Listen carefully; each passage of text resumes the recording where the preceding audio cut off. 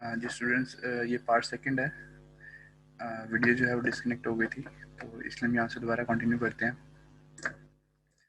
तो हम पढ़ रहे थे कि ऑडिट एविडेंस को किस तरह के प्रोसीजर्स के थ्रू कलेक्ट किया जाता है, ठीक है, ऑब्टेन किया जाता है। तो इंक्वायरी हम लोग देख चुके थे, अब हम लोग देखते हैं ऑब्जर्वेशन के थ्रू हम कैसे ऑडिट एविडेंस को कलेक्ट करते हैं। देखें, ऑब्जर्वेशन में हम क्या करते हैं कि आप अपने क्लाइंट के बिजनेस में जाते हैं, वहाँ पर देखते हैं कि एम्प्लॉयज़ किस तरह से अपना काम परफॉर्म कर रहे हैं, ठीक है। तो जब आप ऑब्जर्व करते हैं, अगर आप देखते हैं कि यार यहाँ पर कोई कमी कोताही कोई कर रहा है, कोई एक एम्प्लॉय या कोई एक प्रोसीजर में कमी कोताही हो रही है, देन आप उसकी बेस पे डॉक्यूमेंट्स जो है वो कलेक्ट करते हैं। इसलिए हम इसे कहते हैं कि ऑब्जर्वेशन बेस जो है जो डॉक्यूमेंट जो कलेक्ट कर रहे हैं या एविडेंस आप कलेक्ट कर रहे हैं, ठीक है। देन आपका आता है कन्फर्मेशन।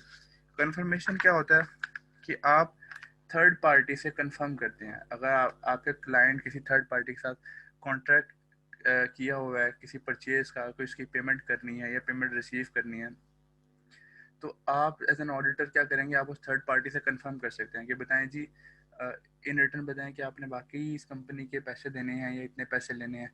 तो इसे हम कहते हैं कंफर्मेशन, और इस कंफर्मेशन के थ्रू जो एविडेंस कलेक्ट होता है, ठीक है, और इसलिए हम इसको कहते हैं कंफर्मेशन। मतलब कंफर्मेशन एक प्रोसीजर है जिसके थ्रू हम ऑडिट एविडेंस को कलेक्ट करते हैं।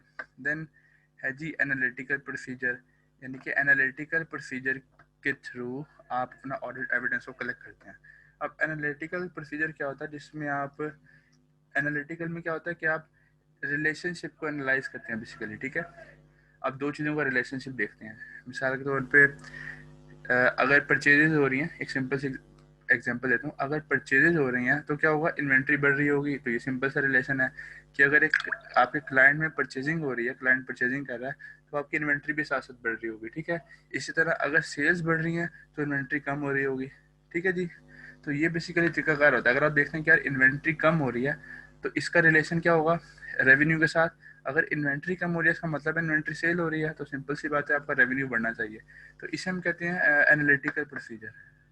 सैम्पलिंग सैम्पलिंग अगेन वही कि आप किसी बेस पे सैम्पलिंग कर लेते हैं। आप कहते हैं कि मैं हर जो 10वीं आइटम है उसको कलेक्ट करूँगा, हर 50वीं आइटम को कलेक्ट करूँगा, ठीक है, या हर एक वो आइटम कलेक्ट करूँगा जो जिसकी अमाउंट 5,000 से ज़्यादा होगी या 10,000 से ज़्यादा होगी।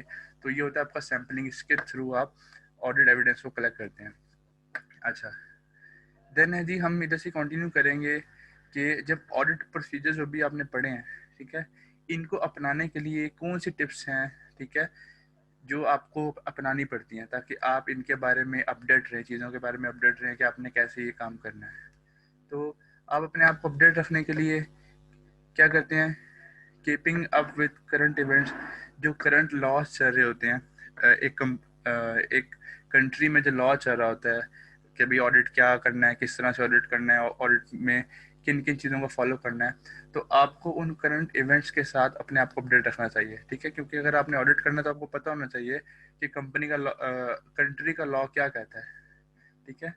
तो इस तरीके से क्या होगा, आप एजुकेटेड रहेंगे ऑडिट प्रोसीजर करने में। यदि जो भी ऑडिट प्रोसीजर अपनाना होगा, आप पहले लॉ को देखेंगे कि यार लॉ में कोई चेंजिंग तो नहीं है, अगर चेंजिंग आई तो उसके मुताबिक प्रोसीजर करेंगे।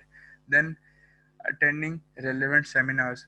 जो रेलिवेंट सेमिनार्स होते हैं, ठीक है, इसमें क्या होता है, जो रेलिवेंट लोग होते हैं उनकी गैदरिंग होती है, ठीक है। जैसे कि चार्टर्ड अकाउंटेंट की कोई सेमिनार हो रहा है जो उनका, ठीक है, वहाँ क्या होता है, वहाँ पे बड़े बड़े लोग आते हैं, चार्टर्ड अकाउंटेंट्स आते हैं, वो अपने एक्सपीरियंसेस शेयर करते हैं। तो अगर एज एन ऑडिटर आप उस सेमिनार को अटेंड करेंगे तो क्या होगा, आपके पास उनका एक्सपीरियंस की इन्फॉर्मेशन आएगी कि यार उन्होंने ये चीज़ फेस की और ये चीज़ मुझे भी फेस करनी पड़ सकती है और मैं इसको फिर इस तरह से डील करूँगा, ठीक है। तो सेमिनार अटेंड करके भी आप अप टू डेट रह सकते हैं, ठीक है, एजुकेटेड रह सकते हैं। देन अपनी एजुकेशन को कंटिन्यू रखें, यानी कि कोई ना कोई कोर्सेज आप करते रहें साथ साथ। कोई नया कोर्स आया, ठीक है, अकाउंटेंसी में कोई नया कोर्स आया, आप कोर्स कर सकते हैं कोई, ठीक है। तो उससे क्या होगा, आप अपने आप को अपडेट रखेंगे, जब भी आपने ऑडिट प्रोसीजर अपनाने होंगे आप अप टू डेट होंगे। Then maintaining association membership. जो ऑडिटर होता है उसकी मेंबरशिप होती है, ठीक है। मेंबरशिप किन से होती है, आई कैप से होती है, ठीक है, institute of chartered accountancy of Pakistan. Chartered accountant की जो मेंबरशिप है वो उनसे होती है, ठीक है। इसी तरह सीएमए वालों की किन से होती है, आईसीएमए से होती है, जो institute of cost and management accountant वालों से इनकी CMA वालों की मेंबरशिप होती है। इसी तरह कहने का मतलब ये है कि जब आप एसोसिएशन रखते हैं, मेंबरशिप रखते हैं, उनसे मेंबरशिप आपको रिन्यू करवानी पड़ती है। अगर आप चार्टर्ड अकाउंटेंट हैं तो हर कुछ टाइम के बाद, साल बाद या 2 साल बाद, आपको अपनी मेंबरशिप रिन्यू करवानी पड़ती है, ठीक है। उससे ये होता है कि आप उनसे लिंक रहते हैं, कोई भी अपडेट आती है तो वो आपको गाइड करते रहते हैं साथ साथ। Then understanding changes in technology.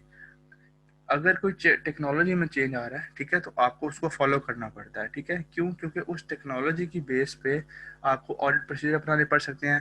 मिसाल के तौर पे अगर हम आज के दौर की बात करें, अभी की रिसेंट की बात करें, तो ये वायरस आया हुआ। वायरस की वजह से क्या होता है, आप फिजिकली बार बार एक जगह पे, एक ऑफिस को विजिट नहीं कर सकते, ठीक है।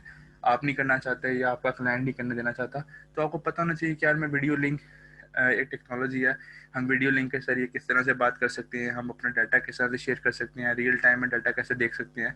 तो टेक्नोलॉजी के बारे में आपको पता होना चाहिए, जो रिसेंट टेक्नोलॉजी चल रही होती है। देन रेगुलेटरी इशू, कोई रेगुलेशन है तो आपको उनको देखना पड़ता है। Then studying new business model, कि अगर आपका क्लाइंट अपना बिजनेस मॉडल चेंज कर रहा है, ठीक है, तो आपको वो फॉलो करना पड़ता है उसको। फॉर एग्जांपल, आपका क्लाइंट जो है वो पहले उसकी नॉर्मल प्रैक्टिस ये थी कि वो सारे के सारे एसेट खुद परचेज करता था, ठीक है, उसकी ऑनरशिप रखता था।